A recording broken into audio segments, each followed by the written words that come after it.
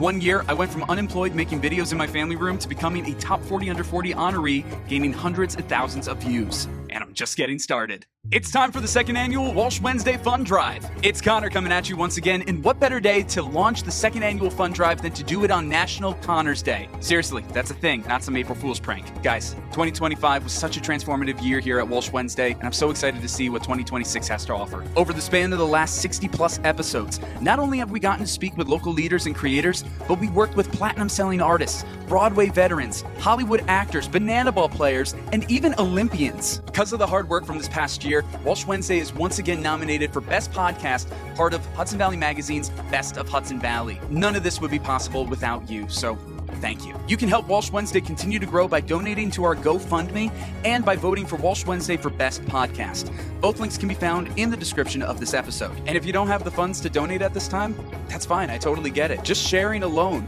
goes such a long way. We got some really cool plans for 2026. As you've seen, we've recently launched our trivia spin-off, Walsh Whiteboards, which honestly has been a blast to film. Not just that, we're hoping to go on the road more often to show you incredible sights, stories, exhibits, and more that can't be captured in the studio. From the bottom of my heart, I greatly appreciate you for believing in what Walsh Wednesday is and what it will become. The second annual Walsh Wednesday Fund Drive and the Best of Hudson Valley voting will end on April 30th. That being said, Connor Walsh signing off for Walsh Wednesday on National Connors Day. And as always, I'm glad we get to spend some time. This episode of Walsh Wednesday is brought to you by MHA of Dutchess County, Foam and Wash Car Wash, Juniors 2, the Council on Addiction Prevention and Education of Dutchess County Incorporated, Dayrock, Locks That Rock Hair Design, A Touch of Naples Pizza and Pasta, Dutchess Beer Distributors, Feldman, Kleiman, Collins and Sape LLP, Attorneys at Law, Prime Storage, and Walsh Valuation. Let's stay curious, keep an open mind, and as always, I'm glad we get to spend some time.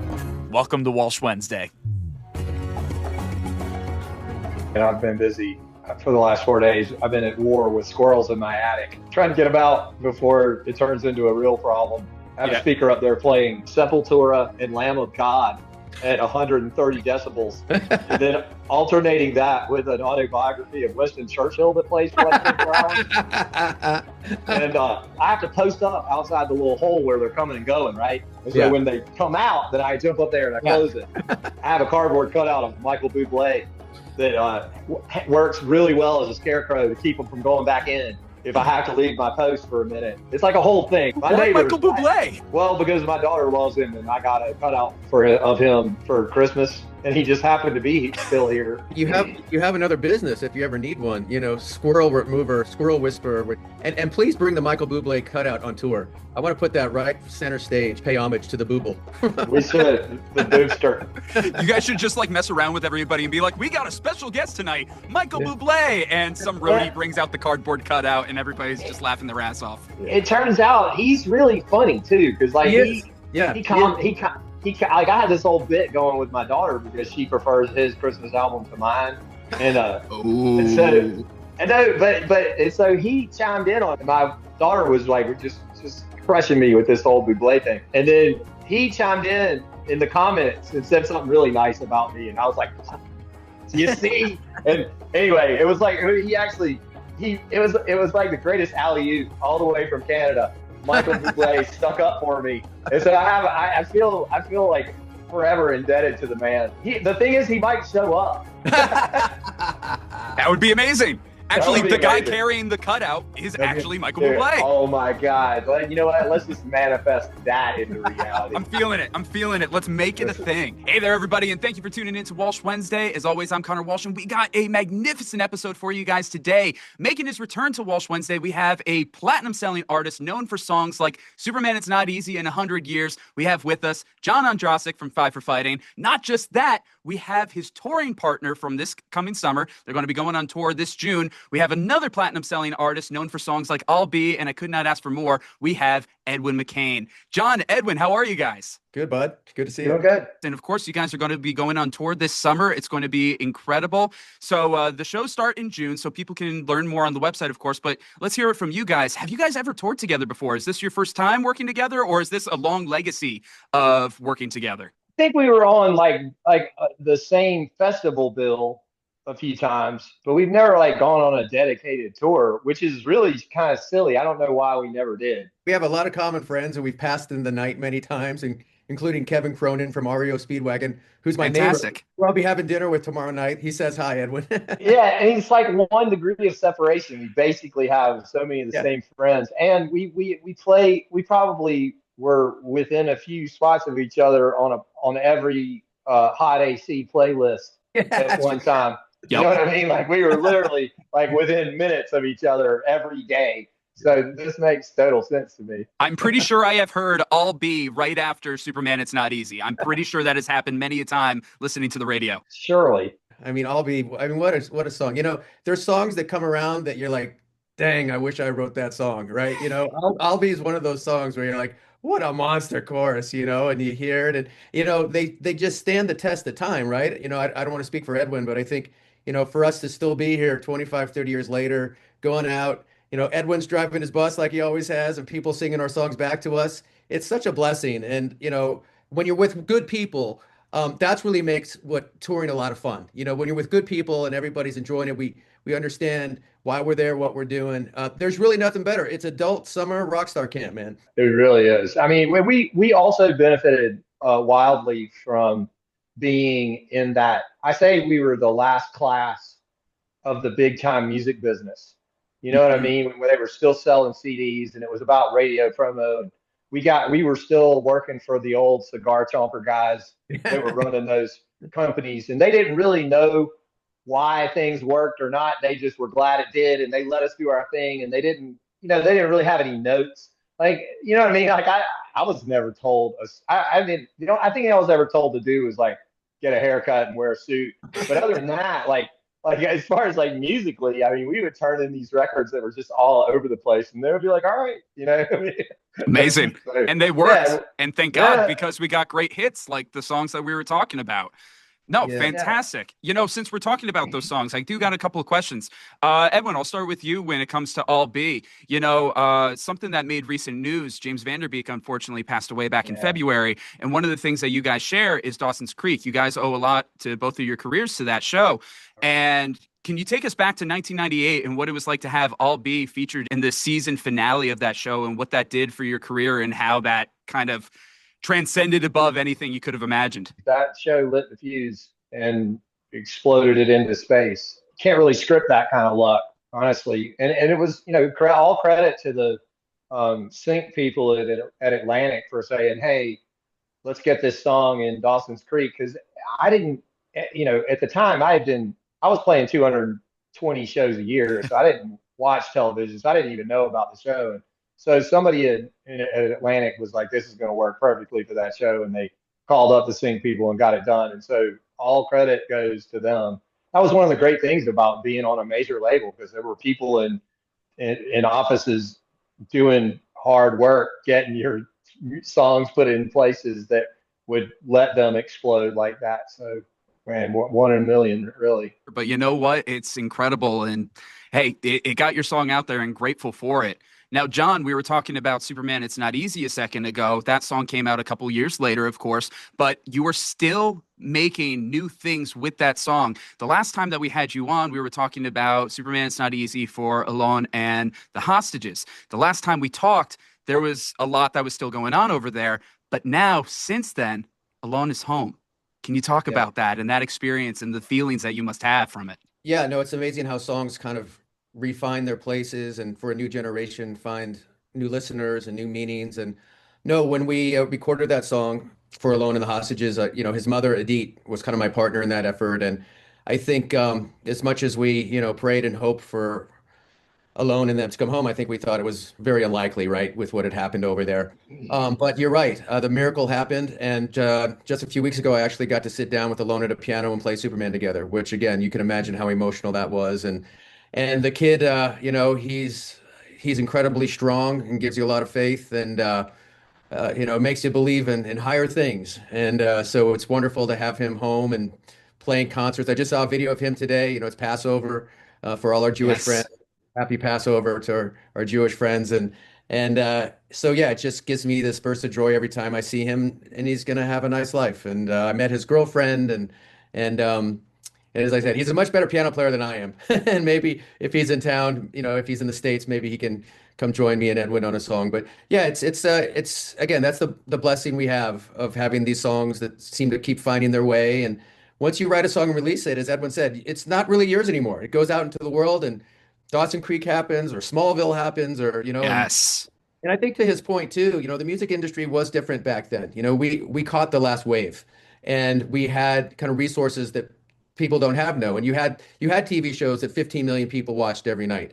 You had radio stations that would take chances on songs. They weren't all consolidated into 2 or 3 people deciding what's on the radio for America. So I think that also helped us a lot, where you had radio programmers who were willing to take swings on new artists. And I think the artists these days, now of course they have the internet and much other things, but it's a much different game. And I think that reality is one reason why we're still doing it. We truly caught the last wave, and what a wave it was. Yeah, what a wave it was for sure. And yeah, John, I remember when you had your music on Smallville. I was watching it from season 1 onward. So I remember all that. Edwin, I'm sorry, I wasn't a Dawson's Creek fan. I didn't learn about that until later. But hey, it wasn't really for you. I mean, it was really more for the the teens and tweens, back then. So when it comes to shows, that was the shows back then. There's a lot of shows now that you can promote your music on. Edwin, you might know where I'm going with this. Can people expect to see the Nessie costume show up? Oh,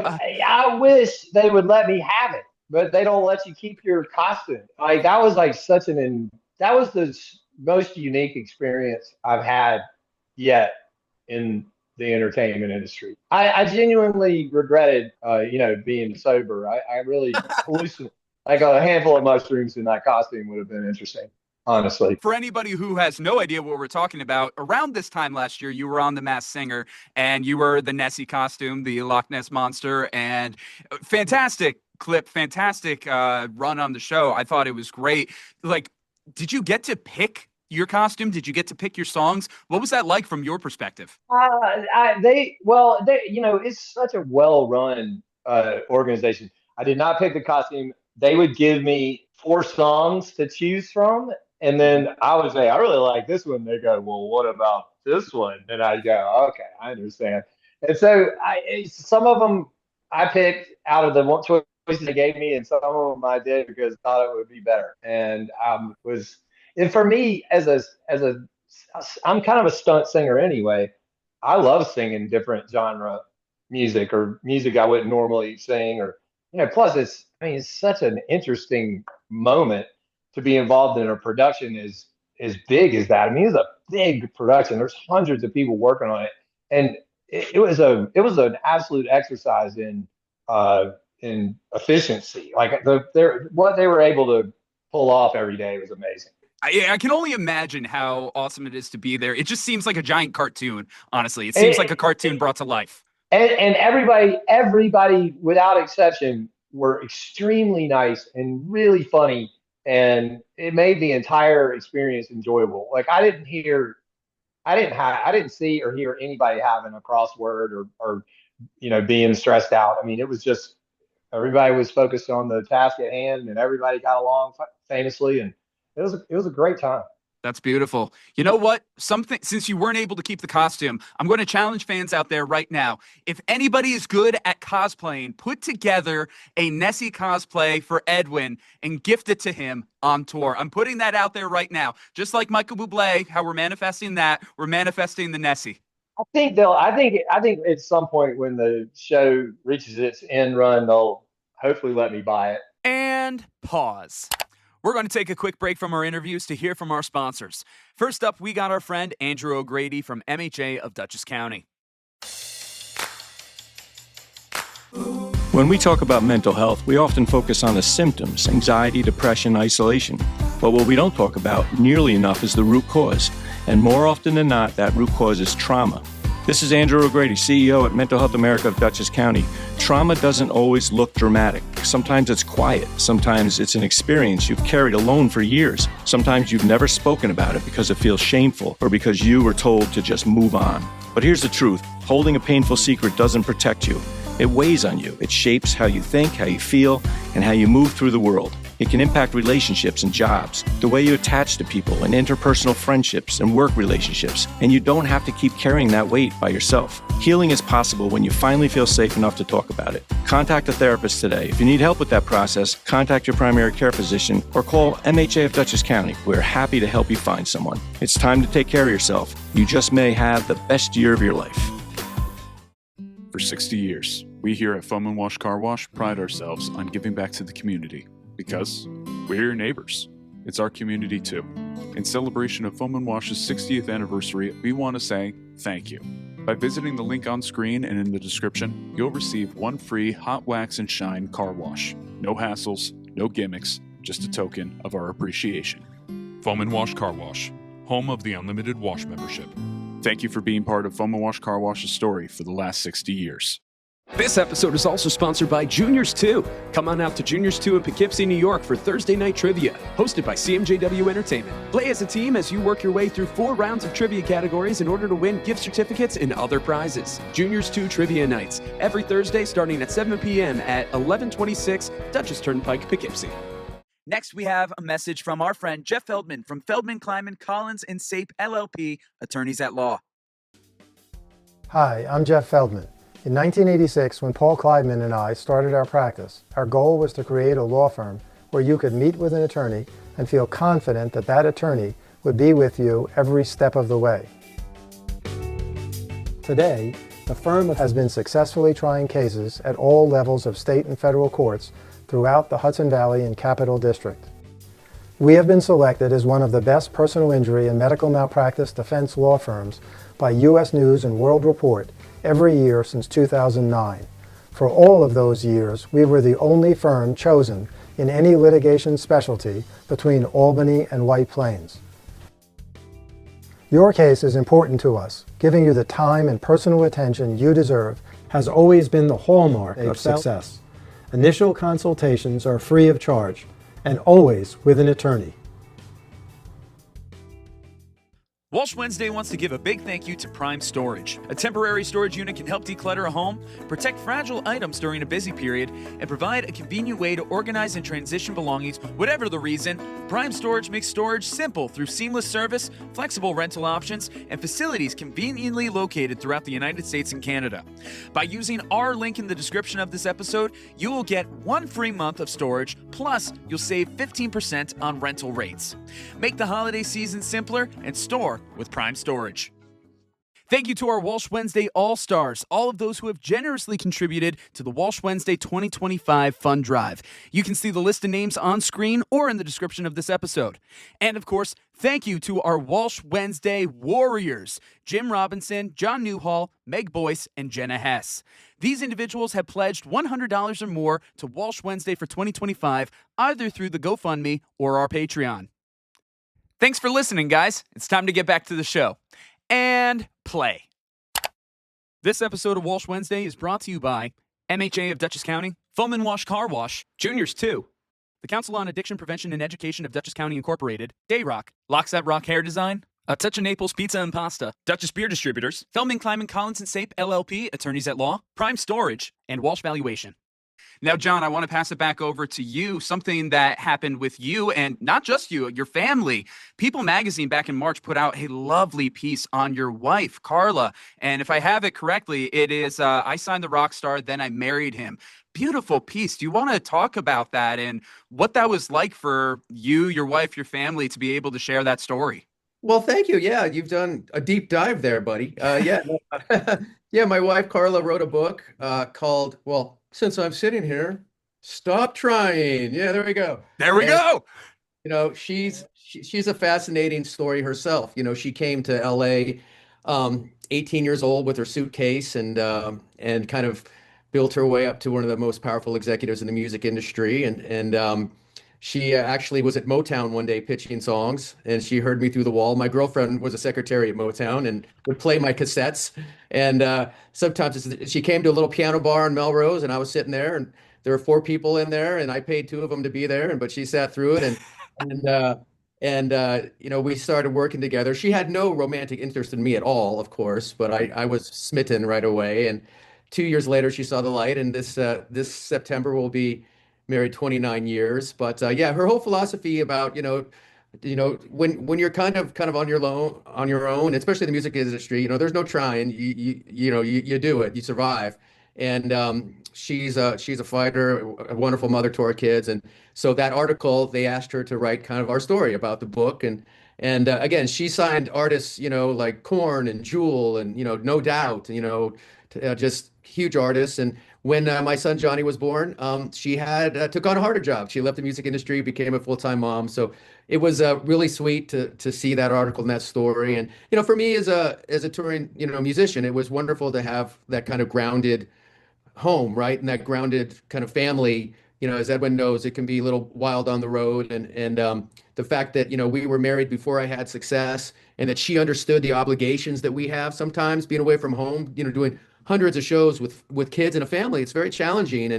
And to have a spouse that understands, maybe doesn't like it all the time, but understands, there's certain obligations you got to go to promote your records and do this stuff. So it's been a great ride with her, and it's fun to see her in the spotlight now. I'm the guy behind the scenes, and to see her kind of in the spotlight doing all the television and press is great. But thank you for recognizing that. And she'll still be out on the road with us, and she'll be hanging out. And I'm hoping Edwin's daughter comes out as well. He mentioned she might come along. So we love to bring the family out as much as we can. Kind of touching upon what Edwin was saying before, how certain things, you put it out into the ether and it's a 1 in a million shot and you never know where it's going to go. You had that with your love story, honestly, or at least that's the way it seems. The best thing that come to me out of my whole pursuit for this music thing is Carla and what we have. And again, it's like when you do this, and Edwin can speak to it too. It's your family kind of is your support, your therapist, your inspiration, all this stuff, right? And it's nice that now the kids are old enough to where they can come out and hang out with us. They have their lives, of course, but no, certainly very blessed. And as I said, it's fun to have someone to ride the roller coaster with you, because then the highs aren't so high and the lows aren't so low. It evens you out. Absolutely. Edwin, I want to pass it over to you again, because you were talking about your daughter earlier, and John said that she might be coming out on the road with you and all that. What does that feel like to be able to have your kids there with you, your family, to experience this? Because, at this point, they've probably seen, as John was saying, the highs and lows of the roller coaster throughout your career. What's that like to have your family involved? It's great. It's funny. My kids, they didn't really see a whole lot of what I was doing. I mean, they obviously saw me play gigs here and there, but my middle son, he was probably fourth grade, and they were doing "What Does Your Father Do" at school one day, and Ben told his classmates that I run a forklift at a warehouse, which is technically true because we have a forklift at our warehouse, and he had seen me do that a lot. And so in his mind, that was my job, because there's no way playing music was a job, right? And so that's always kind of been their thing. Like they and obviously they just grown up around it, so they're sort of unaffected by it all. But my daughter Tiller's got a real good hang, so she's really funny. So she fits in with the band culture like right away. Like she immediately made friends with all the guys from Collective Soul and Hootie, and so I didn't have and they love having her around. So she was out there with me, but my other two sons, they don't really dig it that much, so it'll probably just be her.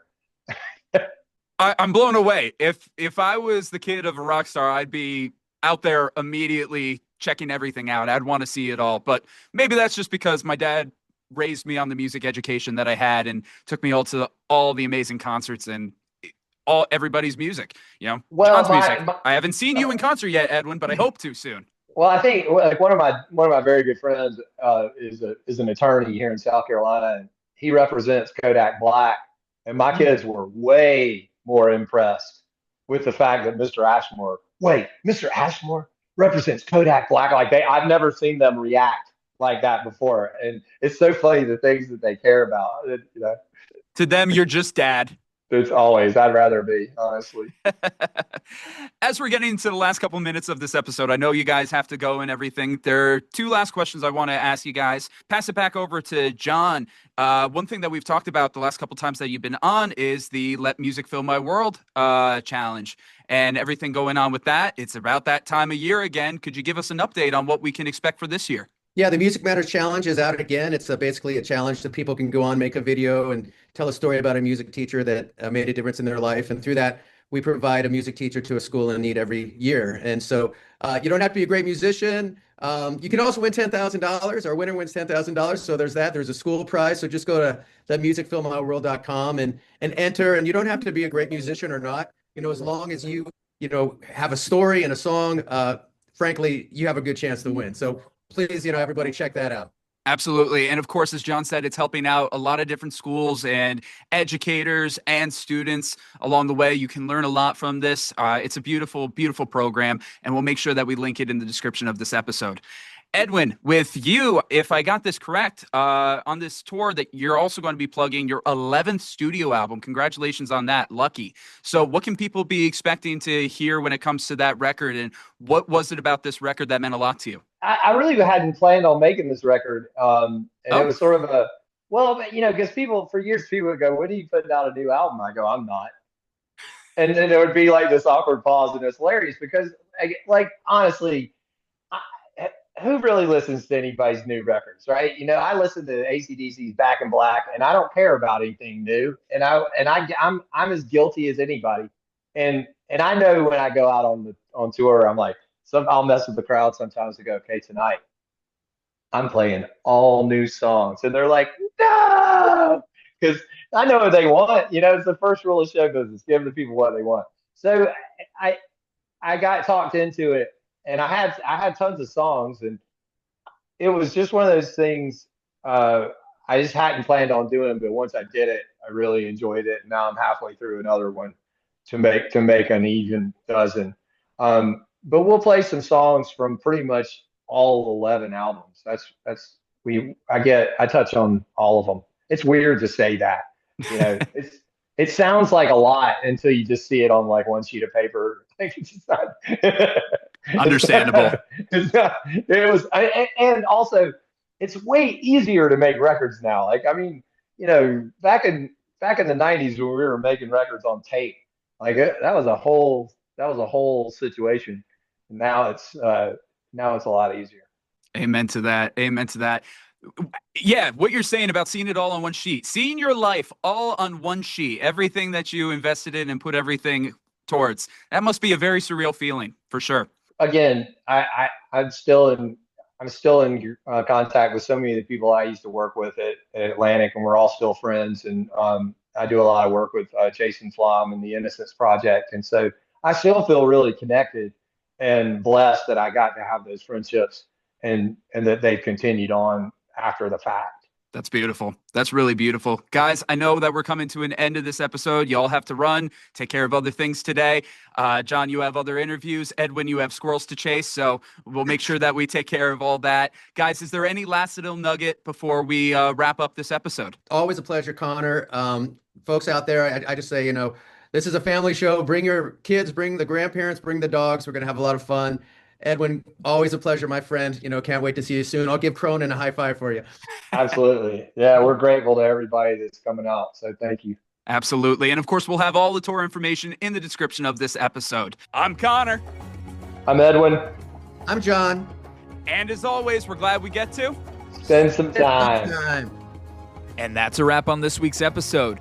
Much love to our sponsors this week: MHA of Dutchess County, Foam and Wash Car Wash, Juniors 2, Council on Addiction Prevention and Education of Dutchess County Incorporated, Dayrock, Locks That Rock Hair Design, A Touch of Naples Pizza and Pasta, Dutchess Beer Distributors, Feldman, Kleiman, Collins & Sape LLP, Attorneys at Law, Prime Storage, and Walsh Valuation. Thank you to our Walsh Wednesday All-Stars, all of those who have generously contributed to the Walsh Wednesday 2025 Fund Drive. You can see the list of names on screen or in the description of this episode. And of course, thank you to our Walsh Wednesday Warriors, Jim Robinson, John Newhall, Meg Boyce, and Jenna Hess. These individuals have pledged $100 or more to Walsh Wednesday for 2025, either through the GoFundMe or our Patreon.